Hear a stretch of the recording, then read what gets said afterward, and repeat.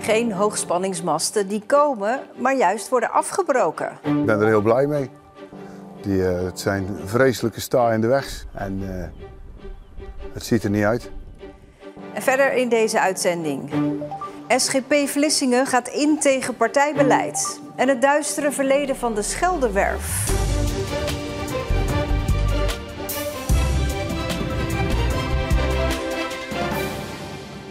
Goedenavond. Meer dan 100 hoogspanningsmasten worden momenteel afgebroken op Zuid-Beveland.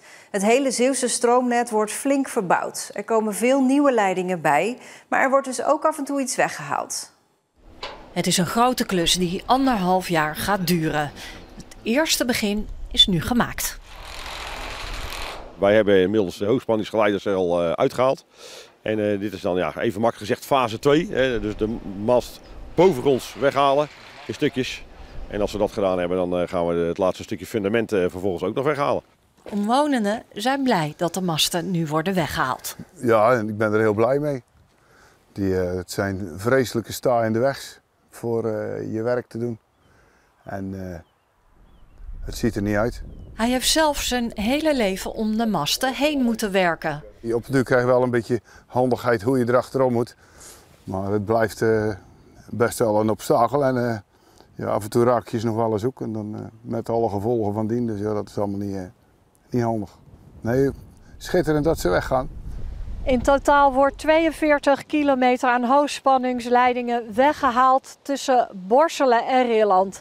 Deze verbinding is namelijk niet meer nodig, want de nieuwe verbinding, ook tussen Borselen en Rilland, maar met een net wat ander tracé, die is daarvoor in de plaats gekomen. De voordelen van die nieuwe mast is dat er dus veel meer elektriciteit getransporteerd kan worden. Dus er kan veel meer stroom doorheen. En dat is nodig, want we hebben steeds meer opwek van zon, wind. De vraag naar elektriciteit wordt groter. Dus we hebben ook grotere verbindingen nodig.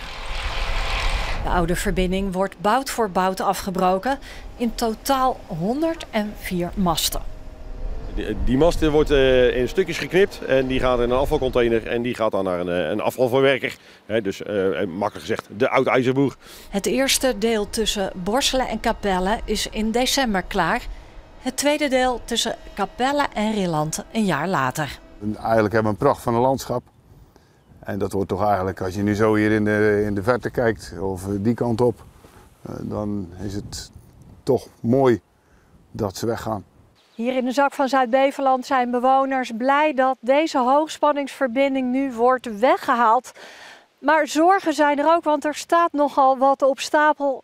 Er komt namelijk een nieuwe hoogspanningsverbinding naar Zeeuws-Vlaanderen. Mogelijk ook met hoogspanningsmasten door de zak. En als er 2 nieuwe kerncentrales komen in Zeeland, moet die stroom ook naar de rest van Nederland getransporteerd. Dus deze ene masterij, die wordt nu weggehaald. Mogelijk komen er 2 nieuwe bij. Nieuwe verkiezingen voor de SGP in Vlissingen reden om Lilian Jansen opnieuw voor te dragen als kandidaat voor de Tweede Kamer. En dat terwijl 2 weken geleden op een landelijke partijbijeenkomst van de SGP nog werd gesteld dat vrouwen geen politieke functies mogen vervullen. Maar de SGP in Vlissingen vindt Jansen een zeer geschikte kandidaat en vindt dat ze op de lijst moet. Zij zeggen juridisch mag ze niet worden geweigerd omdat ze vrouw is.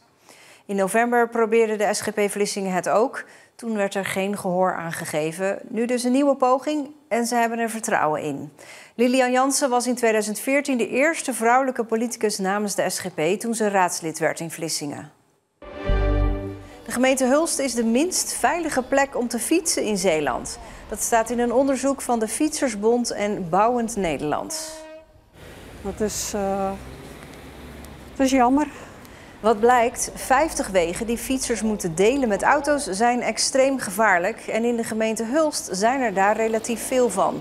En dat niet alleen, er rijden ook veel Belgen. Het lijkt net of we zo nooit geen verkeersles gehad hebben. En dan wordt het toch lastig. Als een Belg op een rotonde fietsersvoorrang heeft terwijl ze dat niet hebben. Ja, wat doe je dan? Het advies is om de fietspaden te verbreden. Maar er leiden meer wegen naar Rome. Tjehesti, 30. Dat zou ook kunnen. Het veilig maken van alle fietspaden in Zeeland kost 30 miljoen euro. GroenLinks PvdA in Goes vindt het niet kunnen dat wethouder Joost de Goffouw morgen een nieuwe vestiging van Tesla opent. De partijen wijzen erop dat Tesla-boegbeeld Elon Musk zeer omstreden is en het gemeentebestuur daar niet bij betrokken mag raken. Ze hopen dat de wethouder alsnog besluit niet naar de opening te gaan. Zo'n 400 leerlingen van de basisscholen in Kruiningen deden vandaag mee aan de Kruiningse Spelen. Het is een van de projecten om het gedrag van jongeren te verbeteren, na klachten over agressie en grof taalgebruik. Wat vinden jullie nou het leukste aan de hele Kruiningse Spelen? Mountainbiken. Mountainbiken, ja. Waarom? Ja, dan kan je gewoon heel veel fietsen en zo. Dat is wel ook gewoon niet heel vaak. Door de spelletjes leren de kinderen in het dorp onderling beter met elkaar om te gaan. En dat was dus nodig. Omdat we merkten dat de laatste jaren dat de sfeer negatiever werd. Best wel wat onrust met jongeren hier zo op het dorp. Maar de meeste Kruiningse kinderen weten al hoe je met elkaar omgaat. En respect hebben ook voor elkaar. Want, hebben jullie dat? Ja, zeker. Maar hoe hebben jullie dat dan geleerd hier? Ja, je moet met elkaar omgaan. Niet zo, gewoon slaan. Niet schelden en zo. Doordat ze elkaar kennen, zeg maar, hopen we dat het ook voor minder problemen gaat zorgen op straat. Ja. Dus we hebben straks geen brutale kinderen meer in Kruiningen? Nou, dat zou ik niet zeggen. Dat hebben we natuurlijk overal, dus niet alleen in Kruiningen. Maar het is gewoon, dit soort dingen zijn gewoon mooi om gewoon positieve sfeer te krijgen. Heel goed, mag je hier even stoppen? 4 jaar lang stond de Scheldewerf in Vlissingen onder Duits bewind in de Tweede Wereldoorlog. Maar er was eigenlijk niet veel over die tijd bekend. Maritiem historicus Cor Heikoop uit Middelburg dook in die geschiedenis en schreef er een boek over met de titel Duistere Werfjaren. Die duistere jaren, dat heeft eigenlijk te maken dat iedereen op de Schelde en ook de directie, die opereerde eigenlijk tussen goed en kwaad. En alles moest verduisterd worden in verband met de geallieerde bombardementen. Want de Scheldewerf was vanaf mei 1940 onderdeel van de Duitse oorlogsmachine. En dus een vijand van het vrije Europa. Cor Heikoop dook in de verhalen van die tijd en kwam erachter dat de overgang naar werken voor de nazi's relatief soepel ging. De Duitsers hebben natuurlijk heel handig gebruik gemaakt van de situatie uit de 30 jaren. Er waren veel ontslagen, het waren de crisisjaren.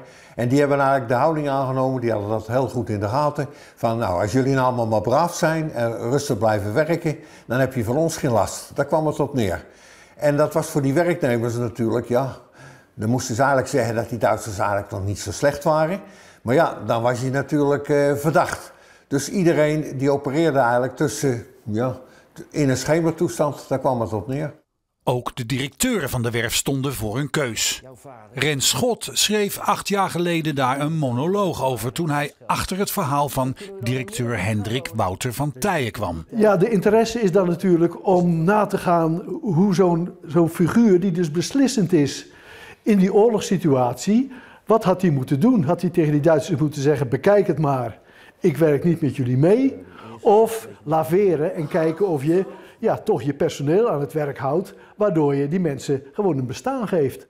Heikoop haalde uit archieven en door gesprekken met overlevenden nog onbekende feiten naar boven. Nou, dat de Schelde in de oorlog aan die Duitse orders winst heeft gemaakt. Dat was heel bijzonder. En dat bijvoorbeeld de 300 mensen die naar Wilhelmshaven zijn gestuurd om te werken als dwangarbeider, die kwamen terug in Vlissingen, maar hun dienstjaren telden niet mee. Dat er nu veel meer bekend is over de duistere jaren van de Scheldewerf zou een aanleiding kunnen zijn voor Rens Schot om zijn monoloog bij te stellen. Wat je hebt gemaakt, dat is gebaseerd op de gegevens toen. Dat is een soort eenheid. Als je nu die materie weer aan zou willen pakken, en ik vind het heel reëel om daarover na te denken, dan zou je dat eerste stuk, die terminologie, zou je moeten laten verdwijnen en opnieuw blanco proberen om iets nieuws te maken. Er zat een gat in de geschiedenis van de Scheldewerf vanwege de gevoeligheid. Met het werk van Heikoop is dat gat volgens hem nu gedicht. Wat mij betreft wel, maar daar moet de lezer maar over oordelen. Maar ik denk dat dat wel is opgevuld. Omdat ik veel dingen die nooit benoemd zijn, die heb ik wel in het boek verworven.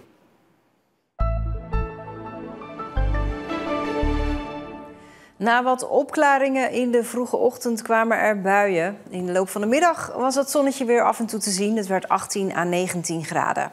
Morgen ook weer enkele buien, lokaal een onweersbui. En het is weer vrij koel. Er staat aardig wat wind. Maar zaterdag wordt het nog slechter. Tot zover deze Zeeland Nu. Hou de app en website in de gaten, want vanavond wordt duidelijk wie wordt voorgedragen als nieuwe commissaris van de Koning in Zeeland. Wordt het Hugo de Jonge? Of wie gesolliciteerd heeft, weten we niet. Of komen ze met heel iemand anders op de proppen? We horen het vanavond. En morgen daarover dus meer in de nieuwe Zeeland Nu. Tot dan, fijne avond.